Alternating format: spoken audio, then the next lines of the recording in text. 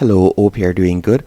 In this video, I will be showing you how to make a locked note on iPhone. The first thing you need to do is open settings on your iPhone. Once in settings, you're going to scroll down and you're going to select note. So you're going to select the notes app. After you have selected notes, you're going to see the option password. You're going to tap on password. From there, you can choose whether you would like to use your device passcode or you would like to create a custom passcode. You can also toggle on use Face ID. After doing this, you're going to close out of settings and you're going to open the Notes app. Once in the Notes app, you can select the note that you would like to lock. After doing that, you're going to tap on the three dots in the top right hand corner. And from there, you're going to see the option locked. Or lock, better yet, you're going to tap on lock.